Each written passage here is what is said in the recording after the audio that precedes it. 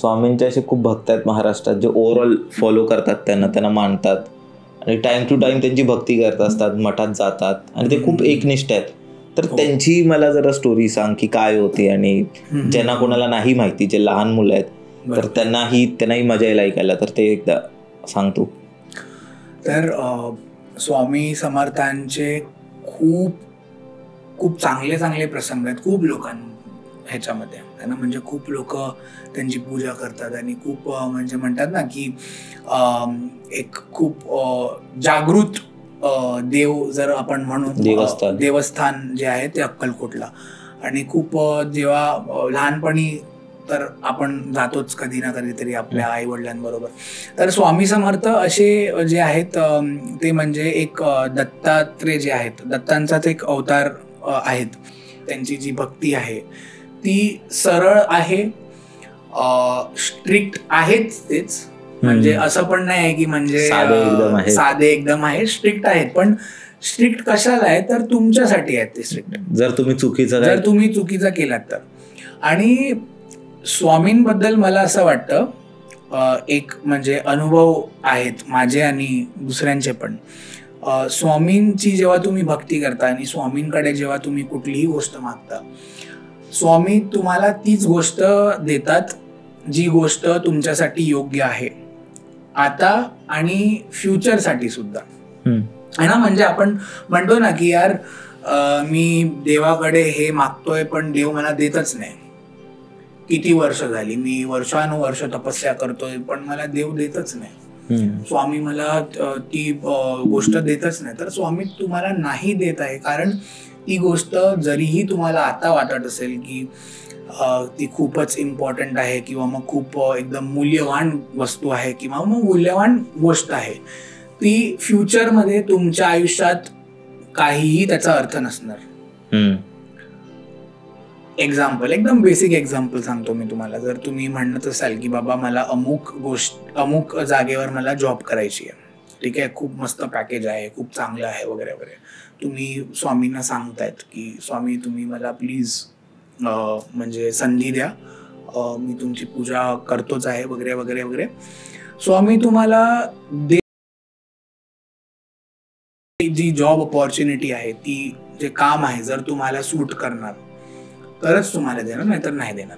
नाहीतर कुठले देव असतात, आता भोले बाबा, आता शंकर म्हणतात, शंकराला तुम्ही काही मागाल तुम्हाला देणार. बरोबर. म्हणून तर राक्षस सुद्धा त्यांचे वरदान मागायचे. ते काय बोलायचे, हा चल ठीक आहे तू मागितलं दिलं. स्वामी तसे नाही देणार, स्वामी इझिली नाही देणार. स्वामी तुम्हाला इझिली ब्लेसिंग्स देणार, पण त्याच्या बरोबर सुद्धा तुम्हाला तुमचं कनेक्शन किती आहे त्यांच्या बरोबर ते सुद्धा मॅटर करतं. बरोबर. लोक म्हणतात की बाबा स्वामी समर्थांचं स्थान आहे अक्कलकोटला, तुम्ही जा तिकडे है ना, तुम्ही जाऊन बघा तुम्हाला काय अनुभव येईल. तुम्ही असेच जावा तिकडे. खूप लोक म्हणतात अरे मी तिकडे गेलो काही नाही वाटलं मला. अरे बाबा कसं वाटणार.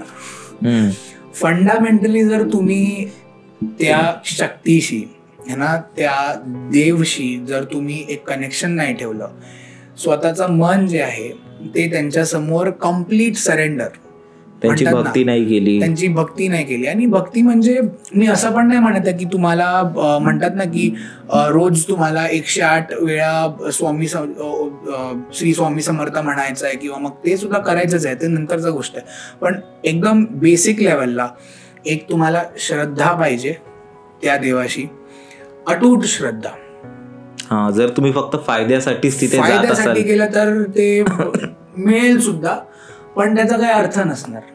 काय देव पण तेच बोलणार ना की हा बाबा तू काय इकडे आला, तू फायद्यासाठी आला, चल घे जा, घे आणि निघ. देव असंच म्हणणार. फॉर एक्झाम्पल, जेव्हा तुम्ही कुठल्याही जॉब अपॉर्च्युनिटीसाठी जाता, कुठल्या इंटरव्ह्यूला जाता, ठीक आहे, किंवा मग तुम्ही कुठल्या कंपनीमध्ये खूप वर्षानुवर्ष काम करतात, तर तुमचा जो कंपनीचा जो बॉस आहे त्याच्याबरोबर तुम्हाला एक रिलेशन ठेवायला लागतं, तरच तो प्रमोशन देतो. आणि ते रिलेशन म्हणजे आता बघा, कंपनीमध्ये तुम्ही प्रमोशनसाठी तुम्ही रिलेशन ठेवताय, तर तुम्हाला त्याच्यात माहिती आहे तो तुमचा स्वार्थ आहे की बाबा मला प्रमोशन पाहिजे म्हणून तुम्ही बॉसची वावा करता. इकडे तुम्हाला तसं नाही करायचं.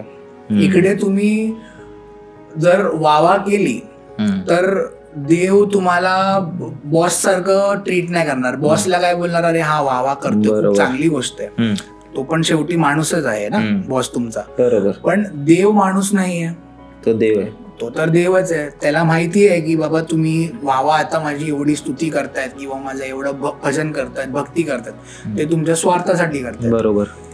ते तुम्हाला देणार की हा बाबा तुम्ही घेऊन जावा, हे तुला पाहिजे, चल जागे. पण जेव्हा परत प्रसंग येईल किंवा मग काही होणार, देव तुमचं नाही ऐकणार, कधीच नाही ऐकणार.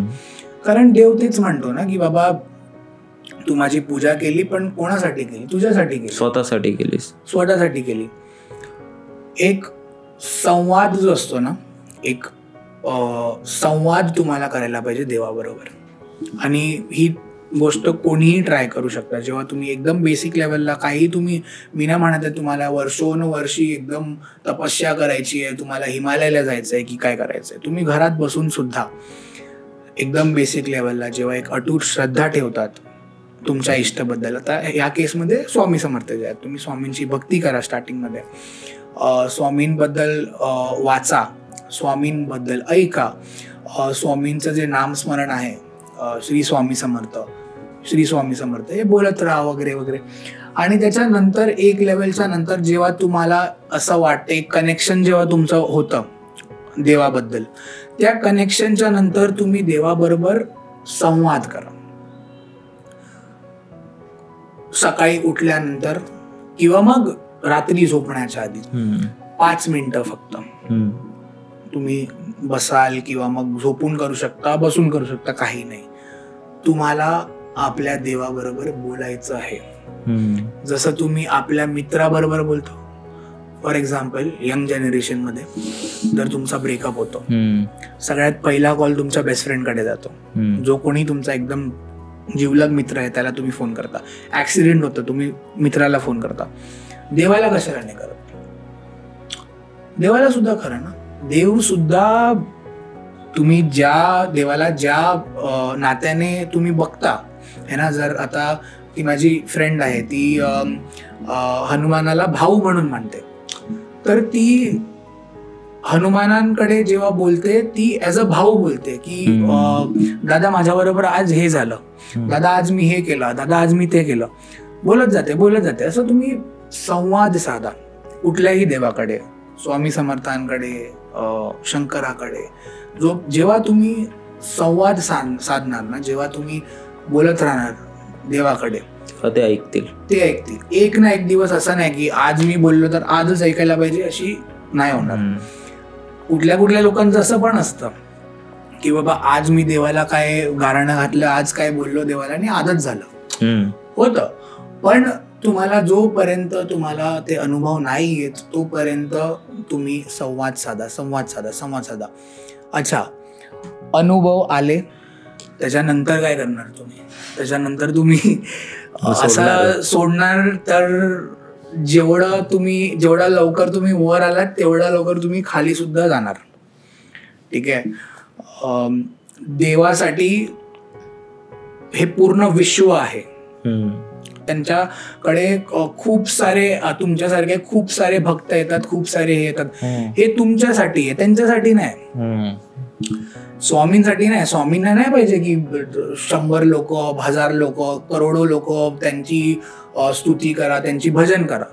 ते तुम्ही स्वतःसाठी करतात है ना. तर शेवटी बघितलं गेलं तर अक्कलकोट स्वामींचं स्थान आहे. तुम्ही अक्कलकोटला जाऊ शकता. तिकडे तुम्ही घरी सुद्धा त्यांची पूजा करू शकता. त्यांचे जे तारक मंत्र आहे, तुम्ही गुगल केल्यावर भेटेल तुम्हाला. ते तारक मंत्राचं सुद्धा पाठ करू शकतात. नामस्मरण बरोबर तारक मंत्र. अच्छा, जेव्हा तुम्ही कुठल्याही देवाची भक्ती करता, कुठल्याही देवाची पूजा करता, एक गोष्ट तुम्हाला करावी लागते, त्याला आपण म्हणतो संकल्प, प्रॉमिस. सिंपल लँग्वेज मध्ये एक तुम्हाला संकल्प ठेवावा लागतो देवाबरोबर की अमुक देवाला तुम्ही सांगतायत की मी आजपासून तुमची पूजा करणार आहे, तुमची जी काय भक्ती करणार आहे, आयुष्यापर्यंत, जोपर्यंत मी आहे, जोपर्यंत माझा श्वास जो आहे तो आहे, तोपर्यंत मी तुमची भक्ती करणार. टेम्पररी नाही, EMI फॅसिलिटी नाही आहे यहाँ पे की बाबा मी 6 महिने करणार तुमचं, 1 वर्ष करणार नाही. हो, नंतर तुम्ही सगळ्या देवांशी करू शकतात, ते वेगळ्या अँगलने जर बघितलं तर. पण जो तुमचा इष्ट आहे त्याच्याबद्दल तुम्हाला जी संकल्प जो घ्यायचा आहे तो तुमच्या लाईफ टाईमचा संकल्प घ्यायचा आहे. स्वामींबद्दल, स्वामींना सुद्धा जेव्हा आपण भक्ती करतो त्यांना संकल्प सांगायचा आहे की मी लाईफ टाईम, पूर्ण आयुष्य, जोपर्यंत माझा शेवटचा श्वास आहे तोपर्यंत मी तुमची भक्ती करणार, तुमच्याशी संवाद साधणार, तुम्हाला तुमची पूजा करणार. जेव्हा ते तुम्ही करता त्याच्यानंतर मग तुम्हाला अनुभव येणार आणि हळू येणार अनुभव. सगळ्यांना असं नाही की अचानक म्हणजे तुम्ही लगेच काय झालं वगैरे वगैरे, काही नाही. एकदम आरामात, धैर्य बरोबर, एकदम पेशन्स बरोबर तुम्हाला चालायचं. तर मित्रांनो, कसे आहात तुम्ही? परत एकदा मी घेऊन आलोय तुमचा सर्वांचा फेवरेट पॉडकास्ट, पंकज पॉडकास्टमध्ये तुमचं स्वागत आहे. आज आपण जे रेग्युलर टॉपिक्सवर बोलतो, जे आपण घोस्ट आणि हे सर्व नेगेटिव्ह चेटकीन हे, त्यांच्या आज आपण अपोजिट गोष्टींबद्दल बोलणार आहोत. आपण पॉझिटिव्ह गोष्टींबद्दल बोलणार आहोत. आज आपण स्पिरिच्युअल एक पॉडकास्ट करणार आहोत. अथर्व बरोबर. अथर्व, कसा आहेस? मस्त मस्त एकदम. आपण सलग दुसरा पॉडकास्ट करतोय आणि तू सांग, आजच्या पॉडकास्टचा टॉपिक मला वाटतं तू सजेस्ट केलेला, आणि आजचा पॉडकास्ट काय असणार आहे? कारण मी जनरली बघतो, जेव्हा मी तुझ्या स्टोरीजमध्ये किंवा तुझ्या इंस्टाग्राम पोस्टमध्ये बघतो, तू कसं खूप असं स्पिरिच्युअल पर्सन आहेस. तू वारंवार मंदिरात जाणे झालं, पूजा करणे झालं, त्या सर्व गोष्टी तू रेग्युलरली फॉलो करतोस. तर तू सांग की आज आपण कशाबद्दल बोलणार आहोत आणि तेच सर्व. जय भैरव बाबा. जय भैरव बाबा.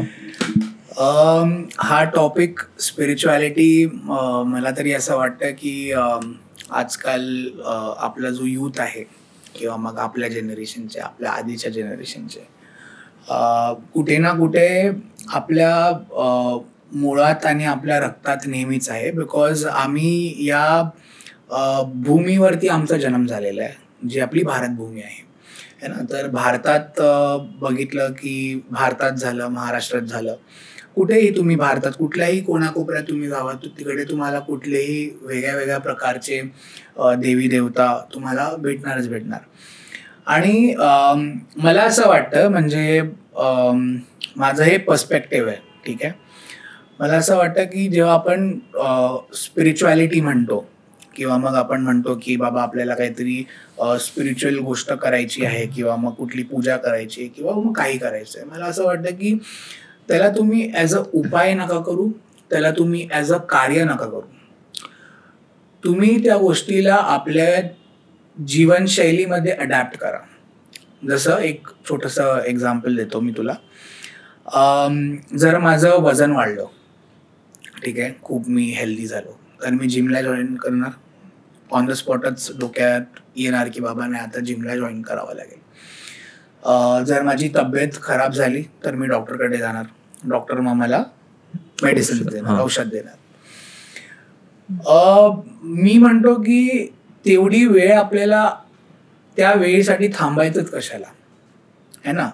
स्पिरिच्युअलिटी किंवा मग आपण देवाचं आपण नामस्मरण करतो, मंत्र जाप करतो किंवा मग काही करतो.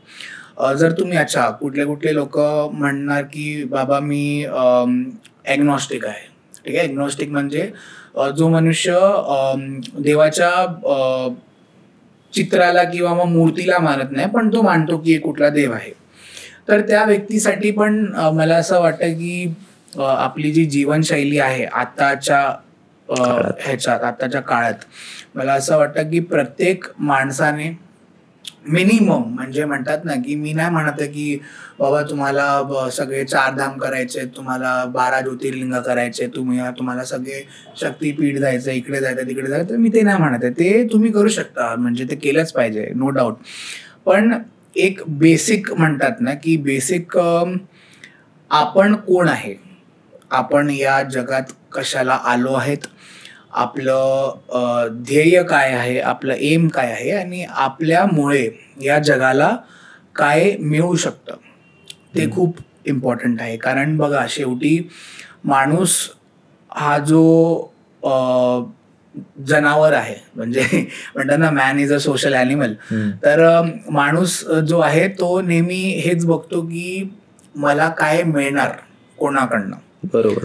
आपण कधी हे नाही विचार करत की आपल्यामुळे काय भेटू शकतं लोकांना. आणि आपल्याला असंच ठेवायला पाहिजे की आपण लोकांना काय देऊ शकतो, आपण या जगाला काय देऊ शकतो, आपण या जनावरांना काय देऊ शकतो, या वृक्षांना काय देऊ शकतो, या सोसायटीला काय देऊ शकतो, हे आपल्याला नेहमी करावं लागतं. आणि ऑब्व्हियसली आपण हॉरर पण करतो एवढं. आणि म्हणजे जो माणूस मला वाटतं की बाबा हॉरर कॉन्टेंटमध्ये आहे त्याला तर भाई केलंच पाहिजे बाय डिफॉल्ट. म्हणजे त्याच्यात काय हेच नाही. आणि ऑब्व्हियसली म्हणजे जे कारण मला तरी असं वाटतं आपण जेव्हा बघतो ना की आपण स्पिरिच्युअल, आपण धार्मिक कधी होतो, एकदम 50-60च्या नंतर होतो.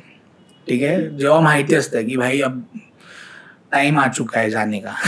ठीक आहे, पण तेवढं कशाला तुम्हाला थांबायचं है ना. तुम्ही एकदम यंग एजमध्येच तुम्ही छोटी छोटी गोष्ट चालू करू शकता ज्याच्यामुळे तुमचा आत्मा जो आहे, तुमचं जे मन आहे आणि तुमच्या बघा, तुम्ही जर आपल्या मनाला जेव्हा शांत ठेवता, जेव्हा आत्माला तुम्ही एकदम म्हणतात ना एकदम ब्राईट ठेवता, एकदम प्रज्वलित, एकदम एनर्जाइज ठेवता, तुमच्या आजूबाजूची सगळी गोष्ट, ती कुठलीही गोष्ट असू देत, म्हणजे ती मटेरियल असू देत किंवा मग नॉन मटेरियल असू देत, सगळी गोष्ट चेंज होणारच होणार. म्हणजे असं मी म्हणणार गॅरंटी आहे की म्हणजे असं होऊच नाही शकत की म्हणजे तुम्ही थोडंसं काय बेसिक जर चालू केलं तर तुम्हाला त्याचे रिझल्ट्स नाही भेटणार. हो, ह्याच्यात असं पण आहे, म्हणजे तुम्ही असं नका धरू की बाबा मला काही गोष्ट मिळवायची आहे म्हणून मी करतोय. आजकाल लोक फायद्यासाठी करतात. म्हणजे आजकाल म्हणतात ना की खूप ट्रेंडिंग टॉपिक झालेला आहे की मला सिद्धी हवी आहे, मला ही सिद्धी हवी आहे, ती सिद्धी हवी आहे. आता सिद्धी म्हणजे मुलगी नाही आहे, सिद्धी कोणाला म्हणजे सिद्धी नावाची मुलगी सुद्धा हवी असेल, पण एकदा ती चालेल. मी म्हणतो ती ठेवा तुम्ही, सिद्धी नावाच्या मुलीला तुम्ही पटवा, काही हे नाही. पण जी सिद्धी आपण मागतो देवाकडे की बाबा देव मला तुम्ही ही सिद्धी द्या तरच मी तुमची पूजा करणार, त्याच्याने काय होणार आहे, काय फायदा होणार आहे. तुम्ही बघा, शेवटी सिद्धी जी आहे, तुम्ही 10 पैकी मी म्हणतो 10 पैकी 10 माणूस हेच म्हणणार की बाबा ही सिद्धी मला दाखवायची आहे लोकांना. आता सिद्धी म्हणजे काय ते आपण एकदा जाणून घेऊया. सिद्धी म्हणजे ॲज सिम्पल ॲज एक ब्लेसिंग, एक आशीर्वाद असतो देवाचा तुमच्यावर. तो आशीर्वाद काहीही असू शकतो है ना. असं नाही की म्हणजे मला भूतकाळ कळतं किंवा मग भविष्य काळ कळतं किंवा मग मला एक आकाशवाणी मिळालेली आहे की मी जे म्हणतो तेच खरं होणार, किंवा मग माझ्या आतमध्ये काही एकदम काहीतरी वेगळीच शक्ती एकदम येणार की है ना, मी सगळं सांगू शकतो की मी माझं मला जे काही प्रॉब्लेम्स होतात ते प्रॉब्लेम्स मी एका झटक्यातच सॉल्व्ह करू शकतो. ती असतात सिद्धी, ती सुद्धा सिद्धी असते. पण एक बेसिक सिद्धी जी आहे, म्हणजे असं मला वाटतं की तुम्ही सिद्धीच्या मागे नका जाऊ, तुम्ही देवताच्या मागे जावा, तुम्ही देवाला पूजा, जे काही तुमची देव आहे. म्हणजे असं नाही आहे की तुम्हाला अमुक देवाची तुम्हाला पूजा करायची आहे किंवा मग याच ठिकाणी तुम्हाला जायचं आहे. कारण मला असं वाटतं की सगळ्यात मोठा, मी प्रॉब्लेम नाही म्हणणार, प्रॉब्लेम हा चुकीचा शब्द असेल, पण मला असं वाटतं की एक आपण चेंज असा करू शकतो की आपण जे देवाचं करतो किंवा मग आपण जे काही कार्य असं करतो देवासाठी, ते आपण खूप सारे ठिकाणी जातो, खूप सारे देवांना पूजतो. चुकीचं नाही त्याच्यात, तुम्ही म्हणजे पूजू शकता. तुम्हाला गणपतीची पूजा करायची, तुम्ही गणपतीची करा, तुम्ही हनुमानाची करायची, तुम्ही हनुमानाची करा. तुम्हाला कृष्णाची करायची तुम्ही कृष्णाची करा, काही चुकीचं नाही. पण एक म्हणतात ना की एक एनर्जी किंवा मग एक देवता किंवा मग एक देव किंवा मग कोणी असू देत, एक देव तुमचा असा असला पाहिजे ज्याच्याबरोबर तुम्ही एकदम म्हणजे म्हणतात ना खूप जास्त कनेक्ट होतात. त्याला आपण इष्टदेव म्हणतो. आता तो इष्टदेव कोणीही असू शकतो आणि इष्टदेव चेंजही होऊ शकतो. असं नाही आहे की म्हणजे तुमचा जर इष्टदेव आता गणपती आहे तर नंतर असं होऊ शकतं की तुम्ही कृष्णाची जास्त पूजा करायला लागतात. कारण असं असतं की तुम्ही कुठल्याही देवाची पूजा करा, जो तुमचा इष्ट आहे ना, मला तरी असं वाटतं की तो इष्ट तुमचा ऑलरेडी लिखित असतो. कारण तुम्ही ज्या देवताला मानता, ज्या देवताची तुम्ही पूजा करता, तो देवता एका पॉइंट नंतर तुमच्या इष्टाकडे ठेवणारच ठेवणार. ठीक आहे. जसं फॉर एक्झाम्पल जसं तू म्हणत होतास माझ्या अकाउंटवर मी पोस्ट वगैरे टाकतो, स्टोरीज वगैरे टाकतो. शंकर किंवा मग भैरव हे माझे कधी इष्ट नव्हतेच. मला माहिती सुद्धा ना, शंकर माहिती आपण म्हणजे ऐकलंय शंकर देव वगैरे, आणि शंकराच्या देवळात जायचो मी वगैरे वगैरे. आता माझं नाव अथर्व आहे, ठीक आहे. तर मी जास्त अटॅच होतो गणपतीशी, है ना. गणपती बाप्पाशी खूप अटॅच होतो मी लहानपणी वगैरे वगैरे सगळं करायचो. पण असं आहे थोडं जसं वय वाढत गेलं, जसं है ना समजूत वाढत गेली आणि एक देवताच्या प्रती एक म्हणतात ना की एक वेगळंच कनेक्शन डेव्हलप होतं तुमचं. आणि त्या कनेक्शन डेव्हलप व्हायला असं नाही की बाबा तुम्हाला अमुक कार्य करावं लागेल, म्हणजे ते करायचंच आहे, ती म्हणजे एक वेगळीच गोष्ट झाली, ती म्हणजे साधनामध्ये येते. पण इन जनरल तुम्ही कुठल्या देवताशी जास्त कनेक्ट होता, तुम्ही कुठल्या देवाशी जास्त रिलेट करता. आता ती रिलेट कुठलीही क्वालिटीज असू शकते. जसं एक्झाम्पल मी तुम्हाला सांगतो, गुजराती जो क्राऊड आहे, गुजराती क्राऊड ते जास्त कनेक्ट करतात कृष्णाला जास्त मानतात. वैष्णव मध्ये ते वेगळे वेगळे म्हणजे ते नंतर अजून कुठले नरसिंहाला मानतात, अजून कुठले रामाला मानतात. तर गुजराती कम्युनिटी खूप जास्त प्रॉमिनंट त्याच्यात आहे.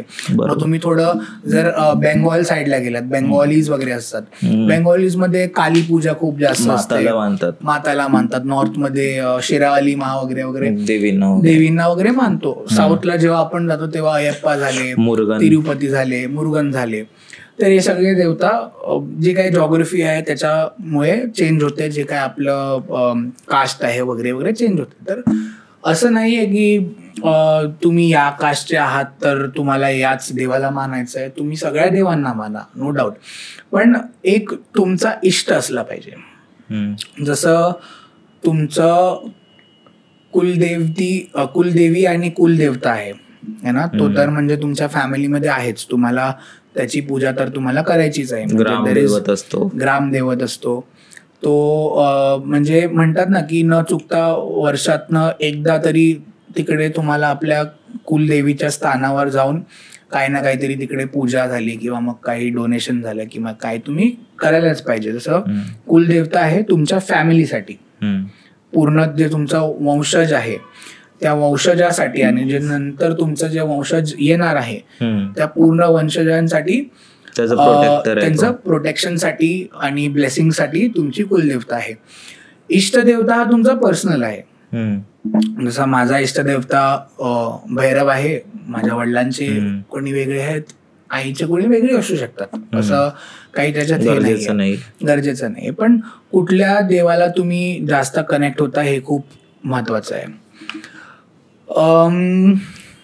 भैरव ह्यांचा इम्पॉर्टन्स तुझ्या लाईफ मध्ये काय आहे म्हणजे, आणि तुझं कधीपासून स्टार्ट झालं की तू त्यांच्याशी असं त्यांच्या टुवर्ड्स इन्क्लाइन होत गेलास, त्यांच्या जवळ जात गेलास?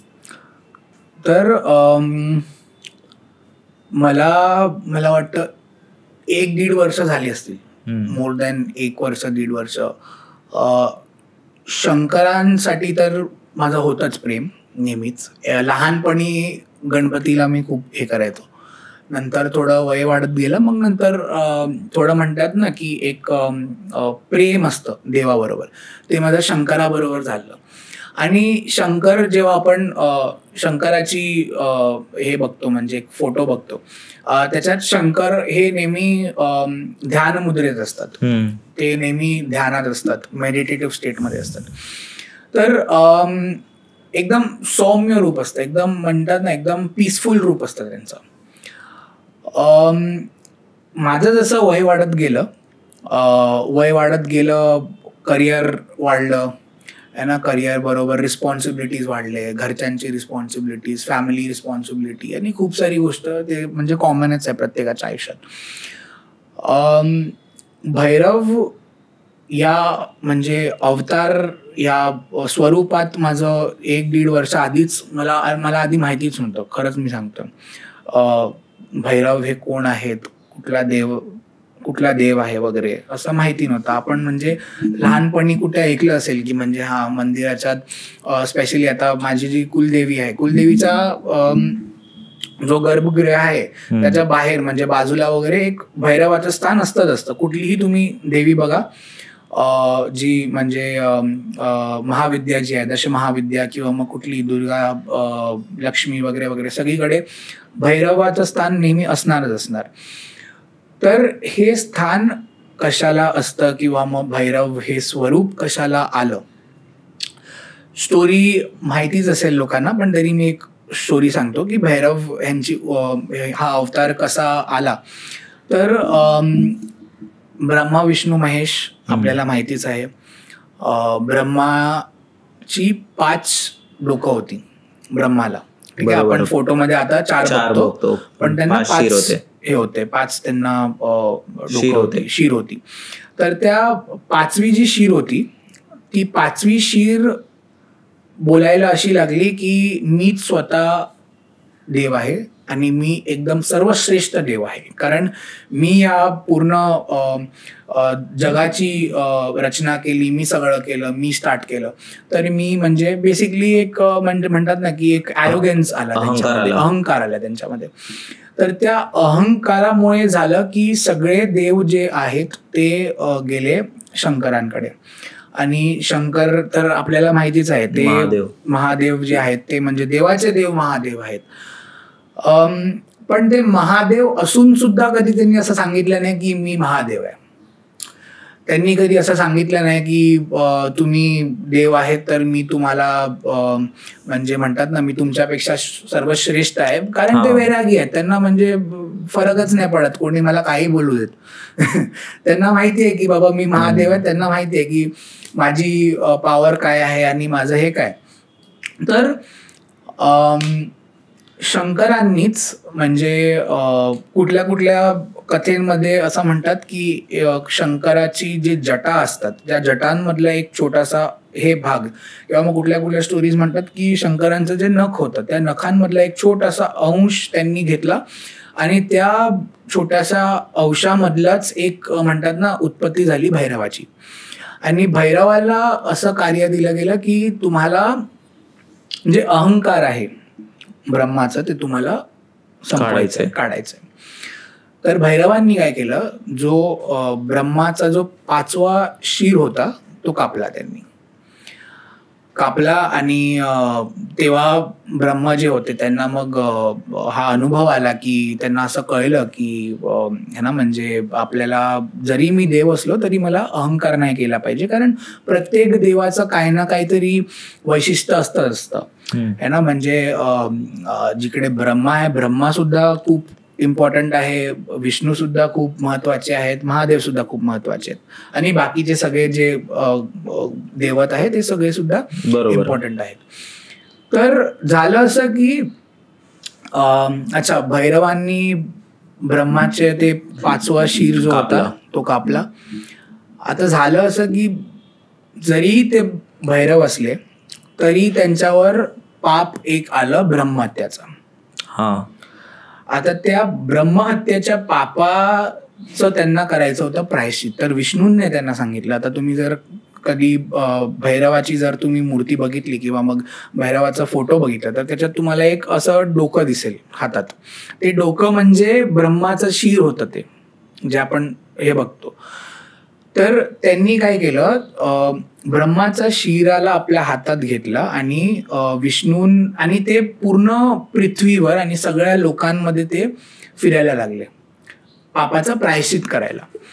पापाचं ते प्रायश्चित करून करून करून ते शेवटी आले काशीला, जे आपलं बनारस आहे, वाराणसी, काशीला आले. आणि जेव्हा ते काशीला पोचले तेव्हा त्यांना विष्णूंनी सांगितलं की हे तुम्ही स्वतःचं स्थान बनवा आणि जे तुमचं ब्रह्महत्याचं जे पाप आहे ते म्हणजे इकडे हे होईल म्हणजे, आणि तुम्ही नेहमी या क्षेत्राच्या तुम्ही एक रक्षण करा है ना. म्हणजे म्हणतात ना की आपण म्हणतो की काशी के कोतवाल म्हणतात त्यांना. कोतवाल म्हणजे एक protector of that particular area. तर भैरव अशी एक डेटी आहे, असा एक देव आहे जो तुम्हाला प्रोटेक्ट करतो आणि ज्यांना खूप जास्त गरज आहे, म्हणजे म्हणतात ना की एकदम इमिजिएट हेल्प पाहिजे, म्हणजे म्हणतात ना SOS बटन कसं असतं, इमिजिएट हेल्प पाहिजे त्या व्यक्तीसाठी किंवा मग त्या व्यक्ती ह्याच्यामध्ये त्यांच्यासाठी भैरव हा जो देव आहे हा तुम्हाला प्रोटेक्ट करणार. प्रोटेक्टही नाही, तुम्हाला खूप गायडन्स सुद्धा देणार. कारण जर अजून डीप मध्ये गेलो ह्याच्यामध्ये, या टॉपिक मध्ये, तर आपण एक लेवल नंतर आपण गेलो तर तुम्ही साधना करतात देवाची है ना. आणि खूप कॉमन आहे, खूप सारे आपले आई वडील सुद्धा करत असतील साधना, मठात जातात है ना, मंत्र जाप करतात, नाम जाप करतात, सगळं करतात.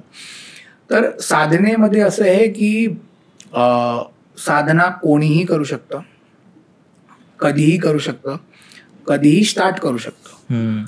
कारण साधनेचा उद्देश काय आहे ते आधी खूप महत्वाचं आहे. साधनेचा उद्देश जर हे आहे, जसं मी आधी सांगितलं, सिद्धी प्राप्त करायची आहे, मला शो ऑफ करायचं आहे, तर ते कधीच नाही होणार आणि झालं तरी ते टिकणार नाही.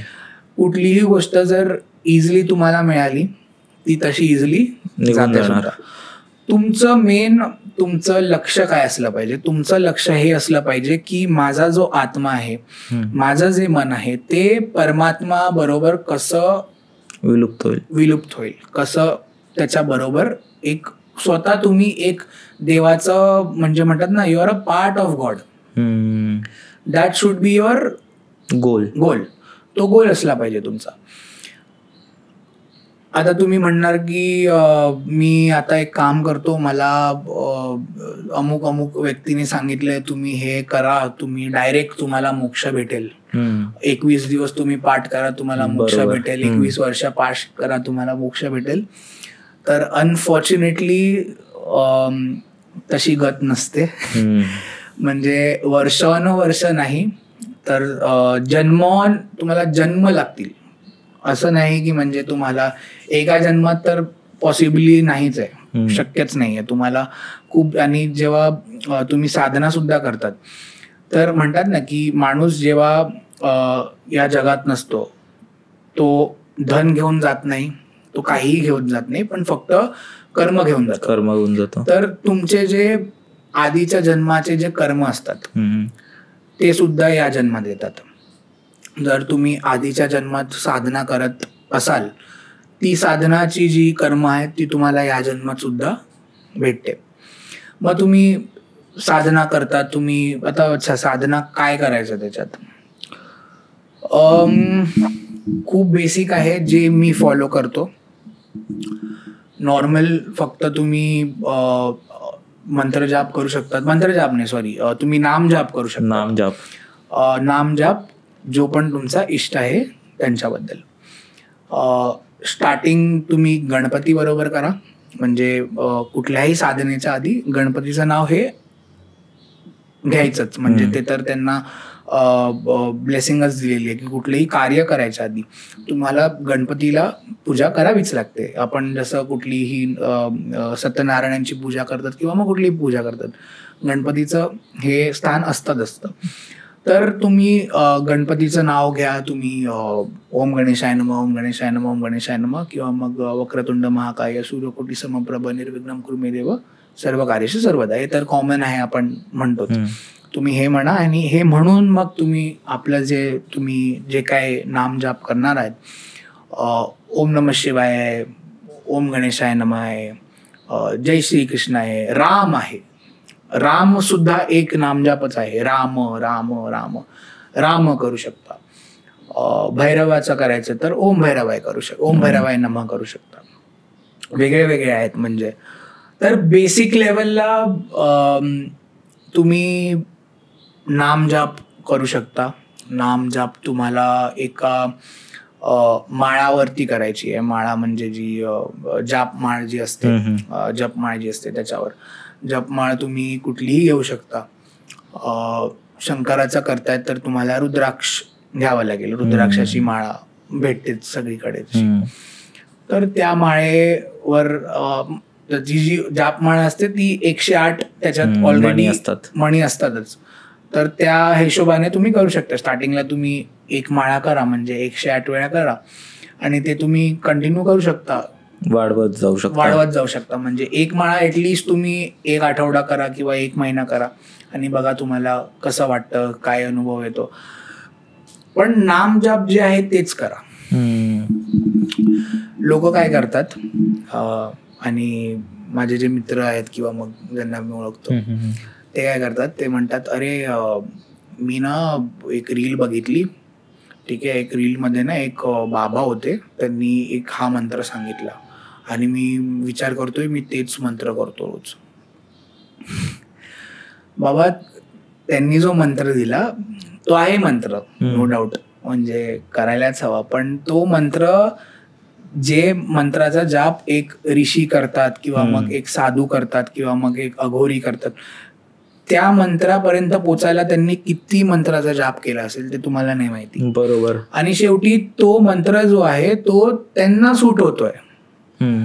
आता तुम्ही जर गुगल केला की हा अघोरी कुठला मंत्र आहे, तो तुम्ही घरी करा, बघा मग काय होतं तुमच्या घरी. तुम्ही नाही करू शकत ना. आता तो मंत्र शेवटी त्या मंत्रात, तो मंत्र लिहिलेलाच, म्हणजे त्याची रचनाच अशी झालेली आहे की तो मंत्र त्या ठिकाणीच करायला पाहिजे, स्मशानातच केला पाहिजे किंवा मग त्या तिकडेच केलं पाहिजे. आपण घरी त्या मंत्र, आता खूप सारे त्याच्यात बीज मंत्र आहे आणि काय काय त्याच्यात आहेत, ते आपण म्हणतो की हा यांनी सांगितलेलं. हा, जर कोणी कुठल्या गुरुने जर तुम्हाला सांगितलंय ना की बाबा हा मंत्र तुम्हाला करायचा आहे, तर ती वेगळी गोष्ट आहे. तर ती वेगळी गोष्ट आहे. पण तुम्हाला कुठल्या गुरुने नाही सांगितलं, तुम्हाला रिसर्च स्वतःहूनच युट्यूब बघताय, गुगल केलंय. कारण आता एक चांगली गोष्ट आहे ही आणि वाईट गोष्ट सुद्धा आहे. चांगली गोष्ट आहे की इझिली अवेलेबल आहे ना. आता आधी कसं, आता आधीच्या जनरेशन मध्ये असं असायचं की बाबा मला शिवपुराण वाचायचंय, तर शिवपुराण तुम्हाला अमुक अमुक भटजीकडेच मिळणार, अमुक अमुक देवळातच मिळणार. आता तुम्हाला PDF भेटतं शिवपुराणासाठी, कोणीही घेऊ शकतं. पण शिवपुराण तर बेसिक आहे, कोणीही वाचू शकतं वगैरे, त्याला काय नाही. पण जे बाकीची जी बुक्स आहेत, मोठे ग्रंथ आहेत, ते तुम्ही विदाऊट एनी गुरु दीक्षा, विदाऊट कोणाच्या ह्याच्यामध्ये तुम्ही ते वाचता, आणि तुम्ही ज्याच्यात ते काय काय जे लिहिलेलं आहे ते तुम्ही करायला जाता, त्याचे तुम्हाला इफेक्ट्स निगेटिव्हच मिळणार. तुम्हाला असं वाटत असेल की बाबा या ग्रंथात लिहिलेलं आहे की तुम्ही हा उपाय करा घरी बसून, तर तुम्हाला काहीतरी उलटच त्याचं भेटणार. ते आपले शंकर महाराज सुद्धा आहेत महाराष्ट्रात, खूप महाराष्ट्रातही नाही, पूर्ण भारतात वगैरे खूप भक्त आहेत त्यांची. शंकर महाराज सुद्धा, म्हणजे त्यांची स्टोरी अशी की शंकर महाराजांचे आई वडील कोण होते हे आजपर्यंत कोणाला नाही माहिती. त्यांचा जन्म कुठे झाला, कसा झाला, कोणालाही नाही माहिती. पण एक प्रसंग असा झाला की चिमणाजी म्हणून एक होते, ते खूप म्हणजे अटूट खूप श्रद्धा होती त्यांची शंकरावर. शिवभक्त होते त्यांचे. तर चिमणाजी आणि त्यांची जी धर्मपत्नी होती त्यांना मूल नव्हतं, खूप वर्ष झाली त्यांना मूल होत नव्हतं. तर त्यांनी शंकराची पूजा केली आणि शंकरांना सांगितलं की बाबा मला एक म्हणजे मला वारस पुढे हे करायचं आणि वारसही नाही, आम्हाला एक मूल हवं आहे. तर त्यांना एक साधूने त्यांच्या स्वप्नात एक आले त्यांच्या चिमणाजींच्या, आणि चिमणाजींना म्हणाले की उद्या तुम्ही अमुक अमुक ठिकाणी जंगलात जावा, तिकडे तुम्हाला एक वाघ आणि वाघीण एक जोडपं भेटेल. त्या वाघ आणि वाघिणीच्या जोडप्यामध्ये एक छोटंसं मूल दिसेल तुम्हाला, त्या मुलाला तुम्ही ठेवा. ते स्वरूप जे आहे ते शंकराचंच स्वरूप आहे. ते गेले, पुढच्या दिवशी ते गेले तिकडे जंगलात गेले, फॉरेस्टमध्ये गेले. तिकडे त्यांनी बघितलं वाघ आणि वाघीण होती. त्या वाघ आणि वाघिणीच्या मध्येच एक मूल होतं आणि त्या मुलाला त्यांनी मग घरी आणलं. म्हणजे त्यांना दत्तक नाही म्हणणार, पण घरी आणलं बेसिकली.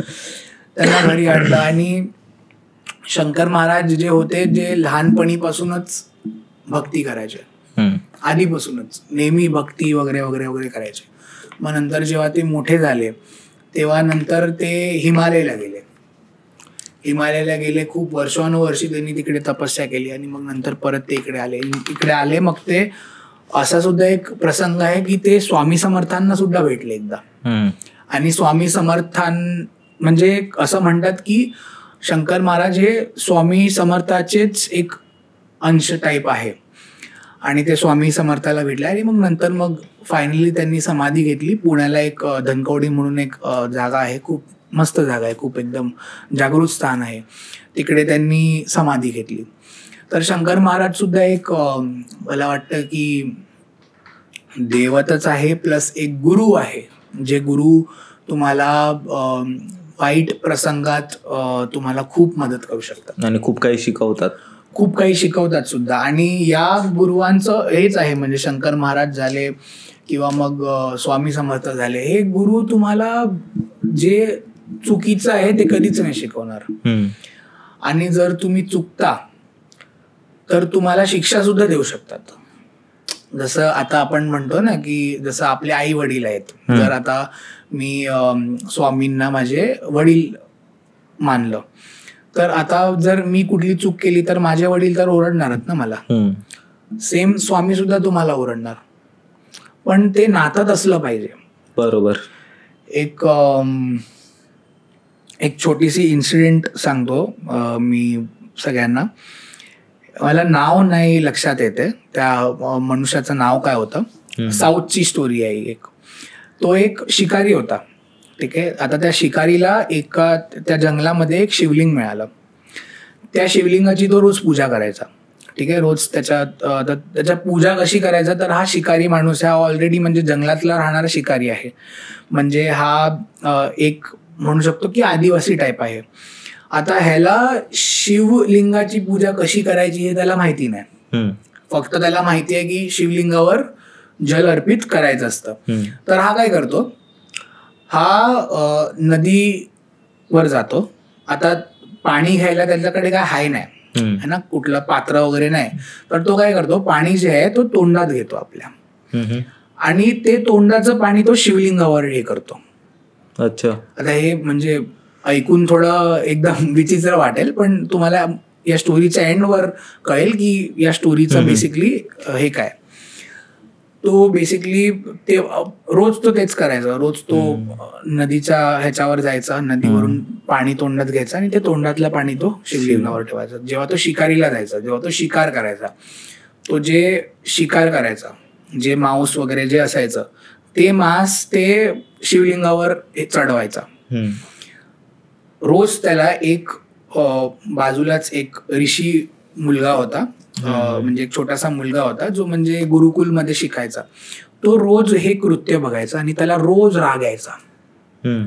की हा म्हणजे काय, म्हणजे हा शिकारी, ह्याला काय अक्कल वक्कल आहे की नाही, म्हणजे हा काय करतो इकडे, शिवलिंगाची तू एवढी म्हणजे घाणेरड्या प्रकाराने तू म्हणजे डिसरिस्पेक्ट करतोय.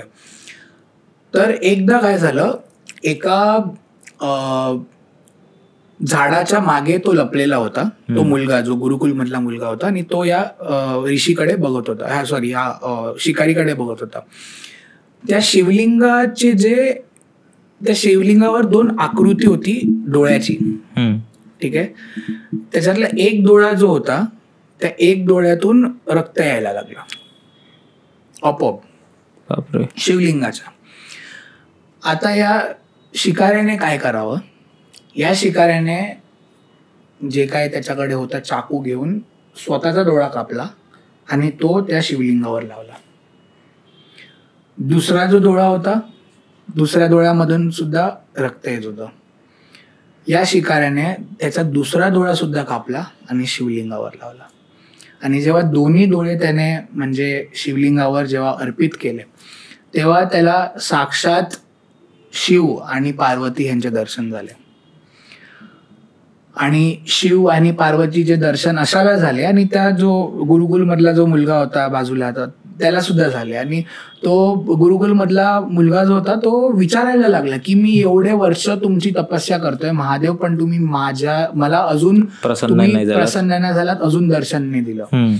हा शिकारी जो आहे हा रोज तुम्हाला काय ना काहीतरी म्हणजे कृत्य करायचं चुकीचं, तुमची पूजा करायला, हे तुम्ही कसं हे करू शकता.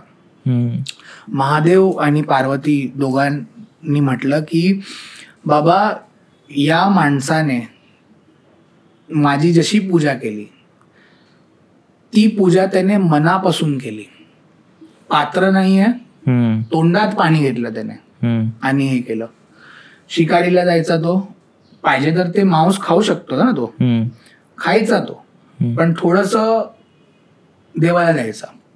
पाहिजे तर ते खाऊ शकला असतं तो, पण त्याने तो मला चढवला. माझे जेव्हा शिवलिंगावर नेत्रांमधून जेव्हा रक्त आलं, त्या रक्ताला थांबवण्यासाठी त्याने स्वतःचे डोळे मला अर्पित केले. हा म्हणजे सगळ्यात, माझे म्हणतात ना, सगळ्यात मोठा भक्त असेल की जो कुठलीही गोष्ट न हे करता माझ्यासाठी एवढं सगळं करायला लागला. तर या स्टोरी मधलं म्हणजे कन्क्लुजन हाच आहे, तात्पर्य हेच आहे की तुम्ही देवासाठी जे काही करता ते तुमच्यासाठी करता आणि देवासाठी करता. ते तुम्ही कुठल्याही ग्रीड ह्याच्यामध्ये, कुठल्याही लोभ या वृत्तीने जर जाल तर ते कधीच तुम्हाला फळणार नाही. निस्वार्थीपणे करा, निस्वार्थीपणा. एक तुम्हाला कुठलाही स्वार्थ नसला पाहिजे, कुठलाही म्हणजे तुम्हाला हे नसला पाहिजे, कारण तुम्ही हे सिद्धी वगैरे ही मोठी गोष्ट नाहीये, लोकांना भेटते है ना. पण तुमचं लक्ष हे आहे की तुम्हाला देवा बरोबर राहायचंय, देवाच्या सानिध्यात राहायचं, तुम्हाला देवाच्या चरणांबरोबर राहायचंय, आणि तुम्हाला मग विश्व बघायचंय की हे विश्व कसं आहे. तसं खूप डीप झाला आजचा पॉडकास्ट. मला वाटतं खूप वेगळं होतं. म्हणजे ह्या सर्व गोष्टींबद्दल आपण ऐकून होतो, पण असं डीपमध्ये कधी ऐकायला नव्हतं मिळालं. म्हणजे यांची स्टोरी, यांची बॅक स्टोरी, परत जसं तू बोललास माळ जपणे वगैरे, त्या सर्व गोष्टींमध्ये तर मजा आली. आपण लवकरच परत एकदा प्रॉपर एक मोठा ह्याच्यावर पॉडकास्ट करू, कारण मला वाटतं ह्याच्यात फक्त इंट्रोडक्शन होता आणि तासभर झालाच. तर ह्याच्यावर आपण प्रॉपरली एक मोठा पॉडकास्ट करू, त्यात अजून आपण एक्सपिरियन्सेस घेऊ, गोष्टी घेऊ. पण तुला कसं वाटलं भाई आज ह्या टॉपिकवर शेअर करून? कारण हा खूप नवीन होता माझ्यासाठीही, आणि मला तर मजा आली, आणि मी असं फक्त शांत होतो, ऐकत होतो. आणि तू सांग, तुला कसं वाटलं? नाही, एकदमच म्हणजे नक्कीच खूप चांगलं वाटलं. आणि मला तरी असं वाटतं की या एपिसोड म्हणजे या टॉपिकसाठी मी खूपच एक्सायटेड होतो आधीपासूनच. आणि मला तरी असं वाटतं की हे अनुभव सगळ्या लोकांनी घ्यावे. बरोबर आहे ना. आपण घेतो, अजून जे काही लोक आहेत त्या लोक घेताच आहेत, पण हे सगळे अनुभव आणि हे घ्यावे ते स्वतःसाठी घ्यावे. आम्ही म्हणतोय की तुम्ही हे करावं, तसंच तुम्हाला नाही करायचंय. म्हणजे म्हणून मी म्हणजे म्हणून म्हणतात ना की जे स्पिरिच्युअलिटी आहे किंवा मेडिटेशन आहे हे तुम्ही खूप जागी तुम्हाला भेटेल. खूप लोक तुम्हाला शिकवतील, खूप संस्था सुद्धा असतात. हे सगळे जी गोष्ट आहेत मला वाटतं हे तुम्ही स्वतः अनुभवले पाहिजे. बरोबर. हा म्हणजे तुम्हाला 10 लोक बोलतील की बाबा हे मी अमुक हे केलं, मला हे मिळालं, मला ते मिळालं, पण जोपर्यंत तुम्ही स्वतः नाही करत तोपर्यंत तुम्हाला कधीच त्याचं म्हणजे म्हणतात ना एक फिलिंग जी आहे ना ती एक फिलिंगच वेगळी आहे, अनुभवाची फिलिंगच वेगळी आहे. आणि ती फिलिंग मला वाटतं प्रत्येकाने घ्यावी. मला पण जेव्हा तू बोलत होतास तेव्हा मला असं वाटतं तू नाही बोलत आहेस, तुझ्या तोंडातून कोण दुसरं बोलतंय. आणि कारण तेच आहे ना, कारण तू कंटिन्युअस एक प्रॉपर म्हणजे मला तर खूप मजा आली भाई. आणि नक्कीच आपण परत एकदा असा एक पॉडकास्ट करू आणि अजून डिटेलमध्ये बोलू. ठीक आहे. तुम्हाला कसं वाटलं मित्रांनो नक्की कमेंट सेक्शनमध्ये सांगा. आणि जर तुम्हाला अजून असे पॉडकास्ट हवे असतील, कारण आम्ही तर नक्कीच करणार आहोत, तर चॅनलला सबस्क्राईब करून ठेवा आणि बेल आयकन वगैरे दाबा. तुम्ही अथर्वलाही फॉलो करू शकता, लिंक डिस्क्रिप्शनमध्ये आहे. आणि आपण भेटू परत एकदा अशाच एका एपिसोडमध्ये. ठीक आहे. धन्यवाद. बाय. धन्यवाद. चलो, थँक्यू भाई.